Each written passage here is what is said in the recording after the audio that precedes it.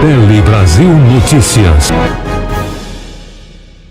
Olá, está começando o Tele Brasil Notícias dessa semana, sempre com informações na medida certa e no ponto certo também para você. Estaremos falando agora sobre a questão que o Brasil tem 10,9% de idosos. E desses 10,9%, aproximadamente 51,5% são mulheres.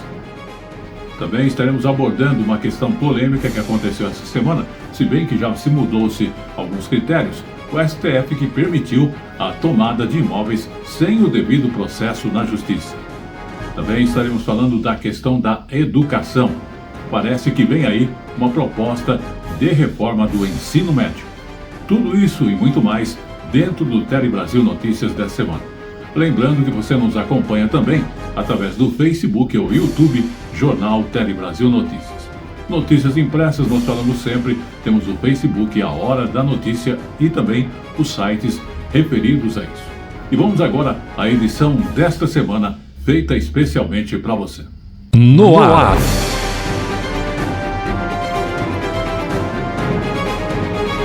Tele Brasil Notícias. E começamos a edição falando dos idosos, que representam 10,9% da população aqui no Brasil, sendo 51,5% mulheres. Justamente se formos comparar com o censo que aconteceu em 2010, há uma grande mudança na situação da população aqui no Brasil. Vamos observar mais detalhes nesta reportagem a seguir. Uma transformação está acontecendo na pirâmide etária do Brasil. Em 1980, somente 4% da população tinha 65 anos ou mais. Em 2010, os idosos eram 7,4%. Em 2022, os mais velhos representaram 1 em cada 10 brasileiros. Assim como Carmen Miranda, que aos 75 anos continua ativa e celebra a experiência da idade. Porque hoje em dia eu danço, eu faço aula de coral, eu faço crochê, a gente vai ao museu, a gente passeia tanto que para mim é maravilhoso. Não tem nada que me prenda, nada que me prenda. No recorte do censo 2022 divulgado pelo IBGE hoje, do total da população residente no país, 51,5% são mulheres. São cerca de 6 milhões de mulheres a mais do que os homens. A expectativa de vida das mulheres é maior, né? Então a pirâmide acaba ficando um pouco mais larga, né? Nas idades mais altas, né, para as mulheres. De acordo com o censo 2022, a idade mediana da população brasileira aumentou 6 anos desde 2010 e atingiu os 35 anos. As regiões Sudeste e Sul têm mais idosos, com 12,2% e 12,1% da sua população com 65 anos ou mais de idade, respectivamente. O total de crianças com até 14 anos de idade recuou de 24,1% em 2010 para 19,8% da população. A região Norte é a mais jovem, com 25,2% de sua população com até 14 anos. E o Nordeste vem a seguir com 21,1%. O Sudeste apresenta a menor proporção de homens, com uma razão de sexo de 92,9 homens para 100 mulheres. Márcia aproveita a convivência com os mais jovens para aprender e ensinar. A pessoa só envelhece se ela quiser, né? Se você tem uma tendência a lidar com a novidade, com o adolescente, você nunca vai envelhecer, porque você viveu nesse mundo, é um mundo de você querer aprender com esses adolescentes de hoje em dia. É um assunto extremamente delicado e, como vocês podem ver, o Brasil hoje já é um país que envelheceu, né? Nós já estamos com uma população já quase a quinta do mundo em relação ao idoso, e as políticas públicas, na verdade, para o idoso, elas já existem, né? Nós temos o Estatuto do Idoso, temos a Política Nacional do Idoso, temos o projeto, né, o programa que é do envelhecimento ativo, que isso já está vindo há décadas. décadas passadas. O que nós precisamos é que essa política que dá essa autonomia para o idoso, que mantém com que esse idoso tenha a melhora da sua função, melhora da sua cognição, que ele possa ser inserido não só no mercado de trabalho, mas na sua vida social, que ele possa ter esses direitos adquiridos até a sua finitude, até a sua morte, que ele possa ser realmente efetivado. Então, o que nós precisamos é cobrar não só das instituições públicas, né, federais, estaduais e municipais, mas da área da educação, da saúde, da nossa família, da nossa sociedade, que isso seja realmente colocado em prática. Que a gente possa olhar também para a educação, e eu como educadora, né, há 40 anos, eu vejo que isso é um processo educativo também. Nós temos que ver nossas crianças poder olhar o envelhecimento de uma outra forma, de prevenção, de promoção de saúde, para que a gente possa chegar lá, né, no envelhecimento e não dar esse boom que nós estamos vendo do envelhecimento. E aí, o que eu vou fazer com esses idosos? Né? Uma vez que eles já estão aí, temos que acolhê-los e darem subsídio para que eles possam envelhecer de maneira saudável, né? Claro, saúde não é só ausência de doenças. Já falava a Organização Mundial de Saúde desde 1947, né? Saúde é todo o bem-estar biopsicossocial e até hoje a gente fala do espiritual. Então, você inserir esse idoso, né, todo desse contexto, ouvi-lo, acolhê-lo e principalmente também o que eu vejo é preparar os profissionais saber lidar com esse envelhecimento, porque as pessoas não sabem lidar com esse envelhecimento. Então, isso eu acho que para mim é uma grande oportunidade de mostrar que o nosso país tem condição, uma vez que já se preocupa com isso há muitos anos atrás, que a gente efetive isso, que a gente possa mostrar que tudo que você está falando, que a saúde é tudo isso, é todo esse bem-estar geral desse indivíduo, de todos nós que vamos envelhecer, que seja efetivado, que esteja na sala de aula, que esteja nos parques, que esteja no cinema, que esteja nos hospitais, que possa realmente efetivar esse acolhimento e esse respeito ao idoso como qualquer ser humano. E não é diferente nessa faixa etária, né? Estamos falando inicialmente, isso é um preconceito, né? Tudo que é preconceito é algo que é concebido anteriormente. Para se quebrar esse preconceito, independentemente da idade e independentemente do nome, que essa nomenclatura vai mudando conforme os estudos vão avançando, nós precisamos. Mais uma vez eu falo da educação, porque isso vem de criança, nas escolas. Você não precisa falar isso quando você procura uma pós-graduação de geriatria e gerontologia, de saúde do idoso. Você tem que participar, entender e respeitar esse processo do envelhecimento lá da criança, na sua casa, na sua escola, que a gente possa, aí sim, fazer com que a população, independentemente dessa faixa etária dessa população, ela olhe esse idoso com respeito, com carinho que ele merece. É isso, é muito simples, não é tão difícil assim. Muito bem, vamos falar agora de serviços e da questão dos aplicativos, porque 1,5 milhão de brasileiros justamente trabalharam nesse setor. Se observarmos bem, é um setor que cresceu bastante diante do momento da pandemia, onde mais de 9 milhões de pessoas no país já estiveram trabalhando de forma remota. Os dados foram inclusive divulgados pelo IBGE e mostra que 1,5 milhão de brasileiros ainda continuam prestando serviços por meio aí dos aplicativos, como a questão dos transportes e também das entregas. Mas vamos observar com mais detalhes outras informações. Márcio tem um emprego de carteira assinada, em que trabalha em um dia para folgar no outro, mas decidiu dedicar parte do tempo que poderia descansar para transportar passageiros de carro por aplicativo. O aplicativo para mim supre também uma renda para minha família, né? Um conforto para mim e para minha esposa, né? Que eu moro com a minha esposa. E é um hobby meu que eu gosto de trabalhar. Assim como o Márcio, no ano passado, 1,5 milhão de pessoas no Brasil trabalharam por meio de aplicativos de serviços, mais da metade na área de transporte de passageiros. Outros quase 40% ofereciam nas plataformas serviços de entrega de comida e outros produtos. Cerca de 13% trabalharam nas plataformas oferecendo serviços gerais. A região norte foi a que apresentou a maior parcela de trabalhadores no transporte particular de passageiros. No recorte por sexo, os homens eram mais de 80% dos trabalhadores nos aplicativos. Quase metade tinha entre 25 e 39 anos de idade. Nos últimos 3 meses do ano passado, os trabalhadores de aplicativos tiveram rendimento médio maior em R$ 132, mas também trabalharam mais. A jornada média por semana entre outubro e dezembro passou de pouco mais de 39 para 46 horas. O estudo do IBGE também mostrou o perfil do teletrabalho no ano passado, modalidade que tem ganhado adeptos desde a pandemia. No ano passado, cerca de 9,5 milhões de pessoas estavam em teletrabalho. No recorte por raça, pessoas brancas aderem mais à modalidade do que pessoas pretas ou pardas, e as mulheres são a maioria. Uma delas, a médica veterinária Sarah Shran, que presta serviços de forma remota e ainda pode ficar perto da filha. Quando estourou a pandemia, eu estava morando na Bahia. E aí eu voltei para o Rio e eu não tinha emprego aqui fixo. Meus amigos, a maioria que era CLT, foi mandado embora. Tiveram diversas crises nas pessoas que têm carteira assinada. E aí eu decidi que eu ia trabalhar por conta própria. E eu trabalhei só de forma remota. Saúde. E agora, no momento da saúde, vamos falar da lei que garante atendimento integral a pacientes que têm aquelas dores crônicas, né? Inclusive, se você observar bem, é uma notícia bastante importante para quem sofre de dores crônicas, uma coisa que incomoda, como a questão da fibromialgia e também a fadiga crônica.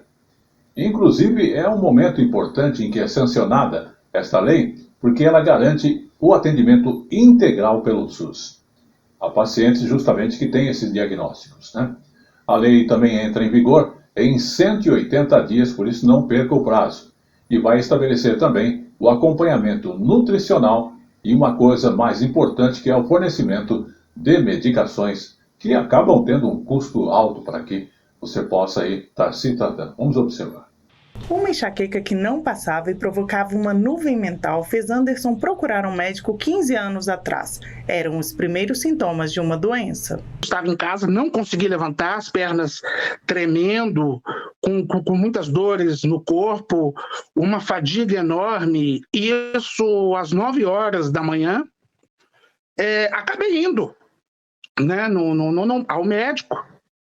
E aí geralmente tem um protocolo de fibromialgia. E esse médico, já muito experiente, fez o protocolo e acusou. Falou: olha, Anderson, infelizmente você tem um quadro de fibromialgia. A síndrome da fibromialgia acomete entre 2% e 3% da população, a maioria mulheres, segundo a Sociedade Brasileira de Reumatologia. A doença tem um fator hereditário e os sintomas variam de acordo com cada paciente. Alguns pacientes têm só dor muscular, outros têm muita dor de cabeça, tem a síndrome da fadiga crônica, que é uma forma mais aguda da fibromialgia. Outros têm alterações intestinais, alterações, palpitações, alterações cardiovasculares, pânico, a parte de sensibilidade cognitiva também está comprometida. A fibromialgia em si, ela não tem um diagnóstico específico, um marcador específico. A gente tem que ver o contexto do paciente com tudo isso que eu falei para nós chegarmos ao diagnóstico. A lei sancionada na última semana garante a oferta no SUS de um tratamento multidisciplinar para pessoas com fibromialgia e doenças correlatas, como explica o reumatologista. É muito importante que a gente trabalhe em conjunto, né? Associação de pacientes, Sociedade Brasileira de Reumatologia, fisioterapeutas, nutricionistas, terapeutas ocupacionais e o governo, para que eles tenham uma boa evolução e sejam realmente atendidos dentro das suas necessidades. Vamos agora na notícia seguinte falar do STF, que permite tomada de imóveis sem o processo na justiça. Em maio, Augusto comprou um apartamento financiado após dar 20% de entrada. A ideia é quitar as parcelas de 30 anos em 5, afinal, ele conhece bem as dificuldades desse processo. O imóvel da mãe dele quase foi a leilão por atrasos. Isso só não ocorreu por causa de uma decisão judicial. No caso, meu padrasto com minha mãe, e ele perdeu renda na pandemia. Nessa perca de renda, eles não conseguiram pagar. O esposo da minha mãe estava inválido e o seguro não cobriu essa invalidez. Então, no ato lá da compra, o comprador tem que estar sempre atento às cláusulas do contrato, os seguros que são pagos, porque é muito difícil um financiamento bancário para um imóvel. A decisão do STF desta quinta-feira, que validou a retomada de imóveis de forma extrajudicial pelos bancos, foi por 8-2. Assim, é constitucional que a execução da dívida do financiamento imobiliário não precise passar por um processo na Justiça. No país, são pelo menos 7 milhões de contratos de empréstimo imobiliário desse tipo. Este advogado concordou com a decisão. O imóvel ele responde pela dívida caso o mutuário não pague a instituição financeira da forma como foi contratada. As pessoas sempre terão acesso ao judiciário para discutir ilegalidades, abusividades, vícios no procedimento da própria execução da garantia. Por outro lado, o ministro Edson Fachin, voto vencido na decisão do STF, citou o direito à moradia para argumentar que a solução da execução extrajudicial, ainda que legítima, favorece o mercado de crédito imobiliário, mas retrocede no projeto de uma sociedade mais justa. Diante da ponderação entre a proteção do agente financeiro pelos riscos assumidos e a preservação dos direitos fundamentais do devedor, especialmente quando se trata do direito fundamental social à moradia, deve assegurar todos os meios para garantir o melhor cenário protetivo do cidadão e sua dignidade como um mínimo existencial. A Camila, auxiliar contábil, comprou o primeiro imóvel com o marido para acomodar a família que está crescendo. Ela fala da importância de manter as parcelas do imóvel em dia. A ideia é sempre ter as parcelas em dia, não deixar atrasar nada, porque os juros só aumentam mesmo. Pois é, estamos chegando aí perto do Black Friday e fiscalização busca evitar práticas abusivas durante este momento. Inclusive, nós vamos falar aí sobre Salvador, na Bahia, em que a fiscalização busca coibir essas práticas abusivas durante a Black Friday. Vamos observar mais detalhes nesta reportagem da TVE da Bahia. Acompanhe de perto porque estamos vivendo alguns momentos antecipando a Black Friday. O monitoramento realizado pela Codecon abrange diversos estabelecimentos da cidade que costumam aderir à tão esperada data para vendas mais baratas no ano, a Black Friday. As equipes de fiscais da Codecon estão atuando nos principais shoppings de Salvador através de pesquisa de preço, monitorando e também nas principais áreas e ruas de comércio de Salvador. O foco da ação principalmente são estabelecimentos que comercializam os produtos mais procurados nessa época do ano, como eletrônicos, telefonia e informática. No dia 24 de novembro, data da Black Friday, os agentes de fiscalização vão às ruas com o objetivo de coibir práticas abusivas. Você fica atento aos preços para saber se na hora realmente tem promoção? Sim, fico bastante atenta.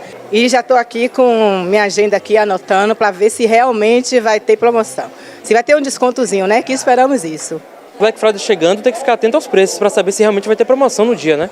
É porque muitas vezes eles botam uma promoção e quando chega no Black Friday está o mesmo preço. Eu gosto de vir antes, anotar, olhar o modelo do celular, o modelo da coisa que eu quero comprar, do aparelho, e anoto. No dia eu vendo. Se não tiver no mesmo preço eu não compro, senão eu chamo o gerente e falo porque é propaganda enganosa.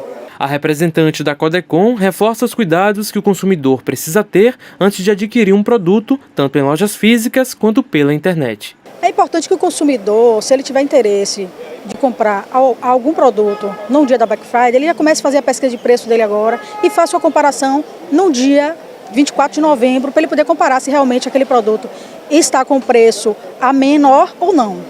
Isso vale tanto para lojas físicas como pela internet? Exatamente, principalmente através da internet. É muito importante que o consumidor ele fique antenado e com relação a sites, a fraudes. Olhe se existe aquele cadeado de segurança, ele vai num Reclame Aqui, faz uma pesquisa daquela loja, faz uma pesquisa do CNPJ da loja, se ela realmente é regularizada, tudo isso com a questão de segurança, porque hoje existem muitos golpes de internet.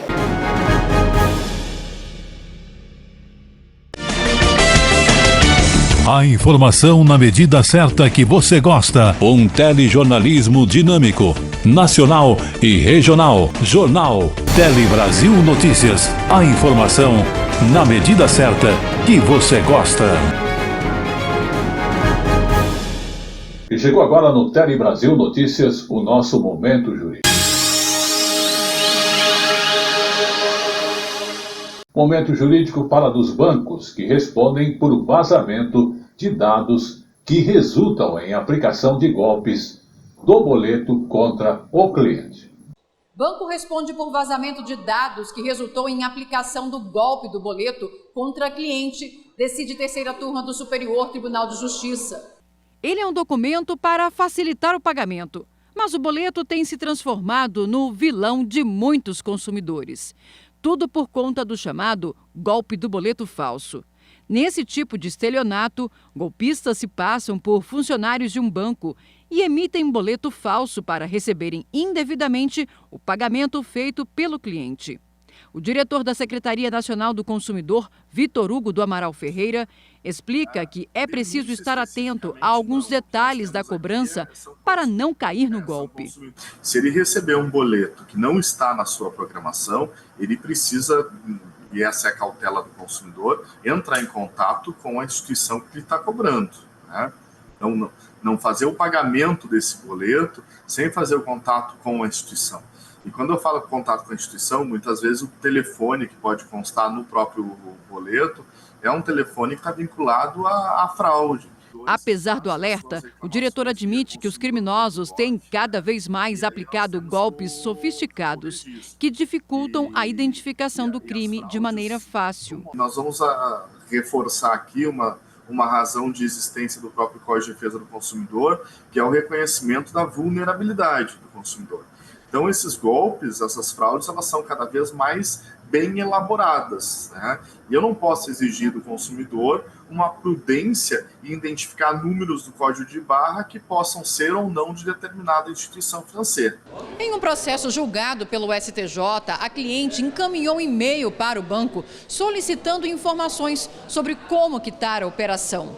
Dias depois, ela recebeu uma mensagem pelo WhatsApp que seria de uma suposta funcionária da instituição e recebeu um boleto no valor de cerca de R$19 mil. A cliente pagou o boleto, mas depois descobriu que o documento havia sido emitido por criminosos. Em primeiro grau, a sentença condenou o banco a declarar válido o pagamento. Já o Tribunal de Justiça de São Paulo considerou que o golpe contra a cliente foi aplicado por meio de negociações realizadas de maneira informal e que a consumidora falhou em seu dever de segurança e cautela, uma vez que as informações do boleto falso divergiam dos dados constantes do contrato de financiamento. No STJ, a ministra Nancy Andrighi, relatora do recurso da cliente, explicou que algumas circunstâncias pesam a favor da responsabilização do banco. Entre elas, o estelionatário tinha conhecimento de que a vítima encaminhou o e-mail com a finalidade de quitar sua dívida e também possuía dados relativos ao financiamento.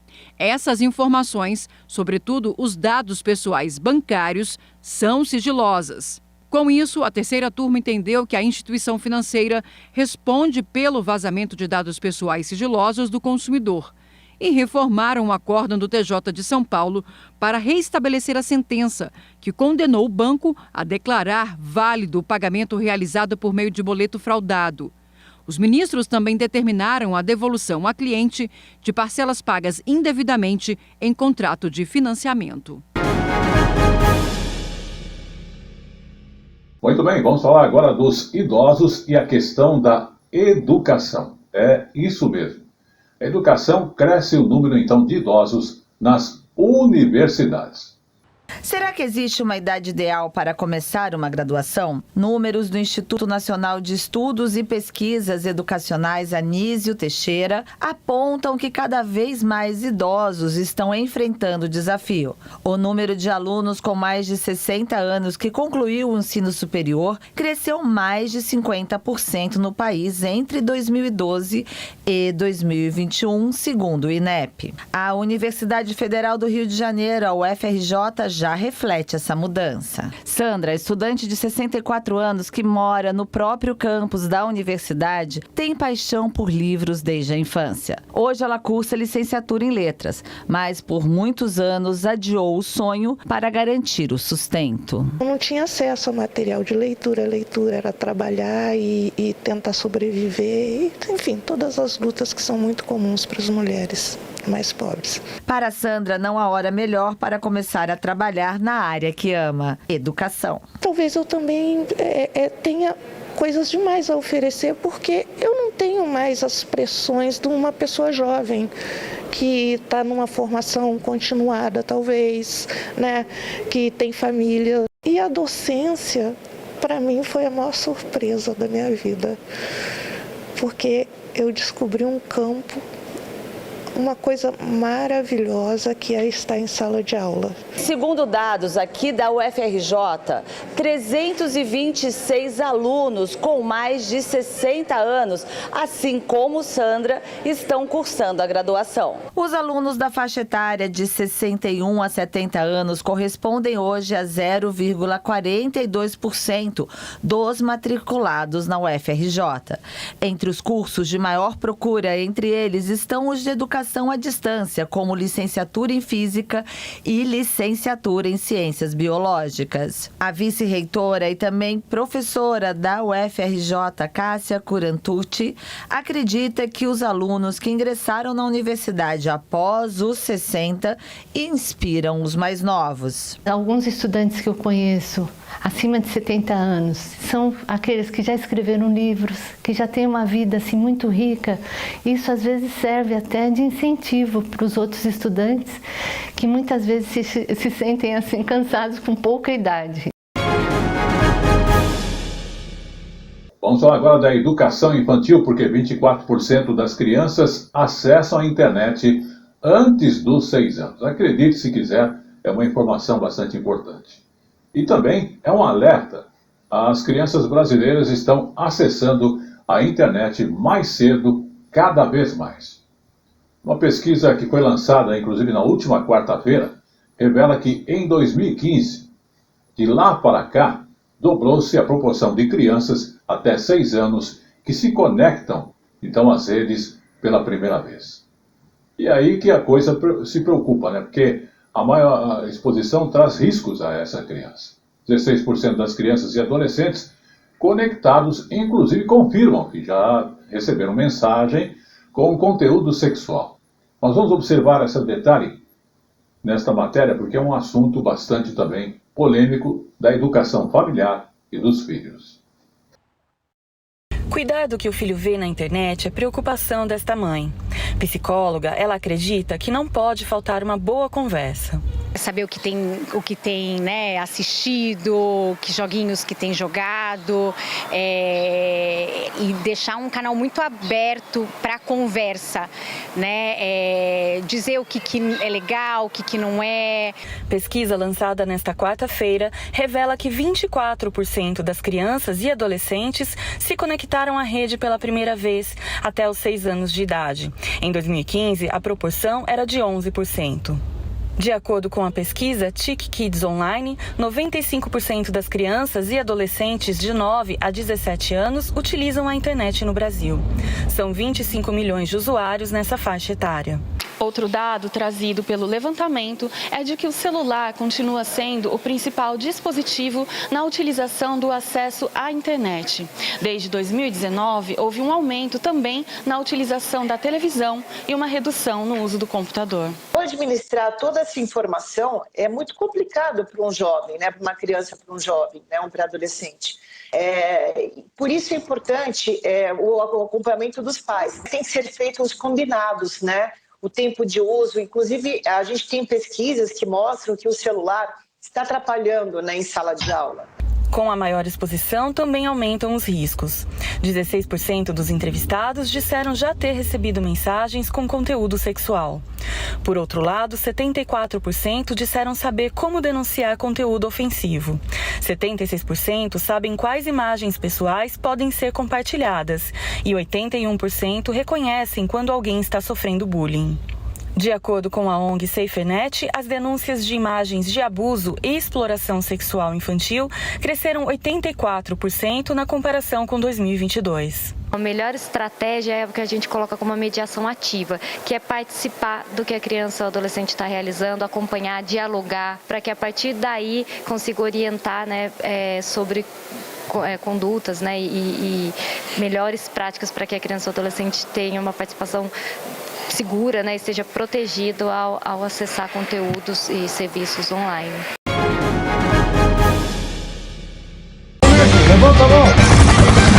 Diariamente, o Brasil e o mundo contra o crime. No Polícia em Ação. Confira.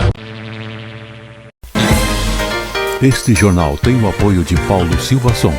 Áudio, vídeo, internet, redação e produção. Consulte-nos pelo 11 94564 4237. Qualidade e garantia de bons serviços. Bem, vamos falar agora de educação. A proposta da reforma do ensino médio que propõe a retomada de matérias básicas obrigatórias. Isso mesmo. É uma coisa que não é já uma novidade.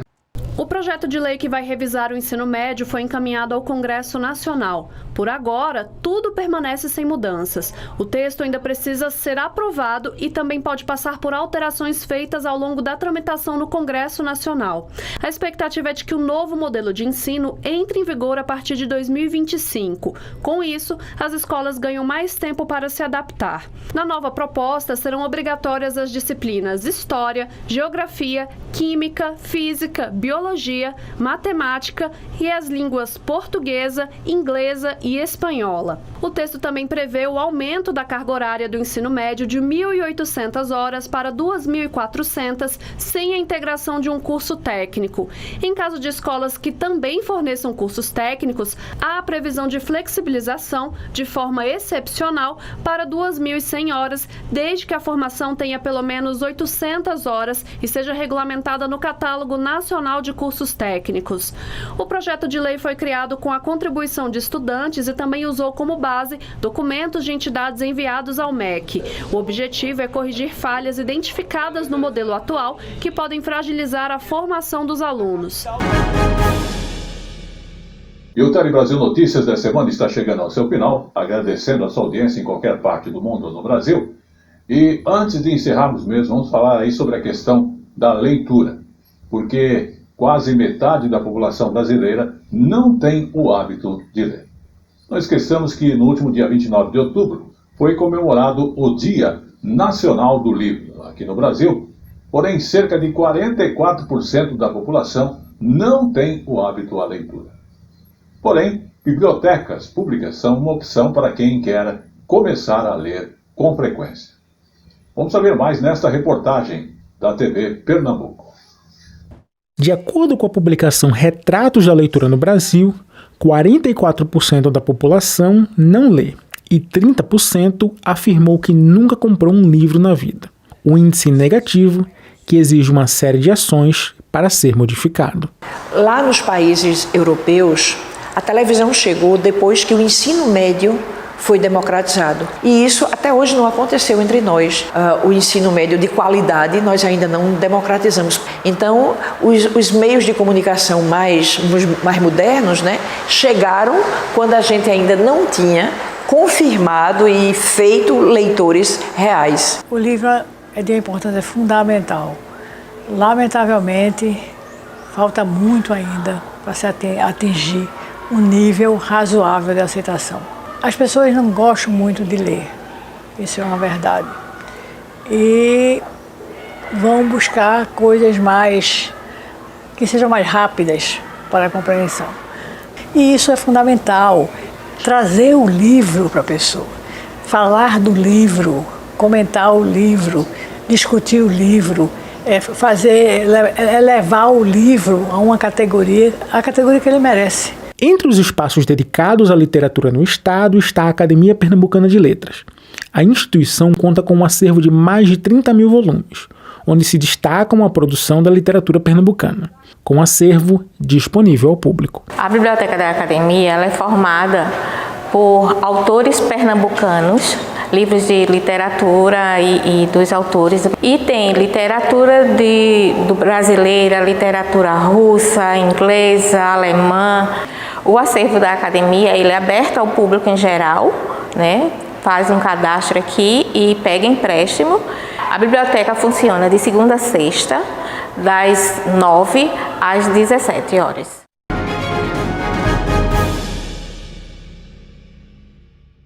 E este foi o Tele Brasil Notícias, que agradece mais uma vez a sua audiência. Estará de volta na semana que vem, com os apoios técnicos do João Vitor e de toda a nossa equipe, com mais um Tele Brasil Notícias, a informação na medida certa para você. Até lá.